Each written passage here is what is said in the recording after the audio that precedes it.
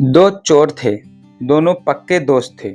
जहाँ भी जाते साथ-साथ और जो भी काम करते वो भी साथ-साथ मिलकर करते थे। एक दिन उन्होंने एक नए गाँव में जाकर चोरी करने की ठान ली। उन्होंने उस नए गाँव में रात को एक बड़े घर में ताला तोड़कर घुस गए। वहाँ उन्हें बहुत सा पैसा मिला।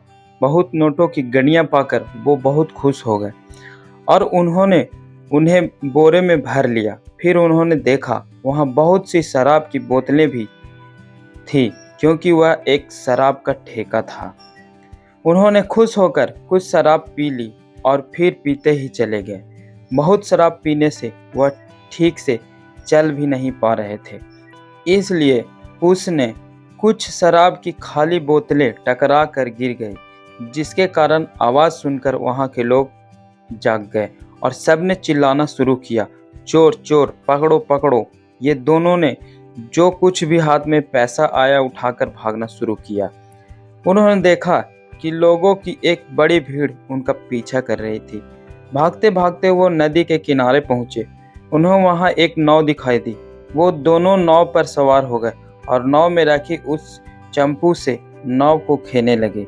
वह एक दूसरे से जोर जोर से बोल रहे थे, और तेज और तेज और तेज, तेजी से नाव को खे रहे थे। अंधेरी रात में वो पूरी रात नाव को खेते रहे और बुरी तरह से थक गए। जब वे थक गए तो तड़के सुबह वहां के लोगों ने उन्हें आकर पकड़ लिया। तब वो सोचने लगे, अरे हम पूरी रात नाव को खेते रहे और इतनी दूरी आ गए, फिर भी इन लोगों ने हमें आसानी से पकड़ लिया।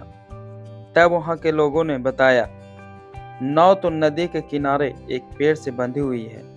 वे पूरी रात एक बंधी हुई नाव को खे रहे थे, चापू चला रहे थे।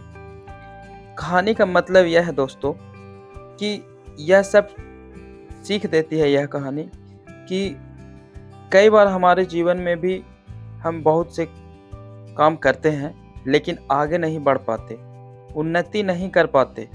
इसलिए हमें भी अपने जीवन में रुक कर जांच करना चाहिए, कहीं हमारे जीवन में कोई पाप या बुरी लत का बंधन तो नहीं जो हमें आगे बढ़ने नहीं दे रहा है।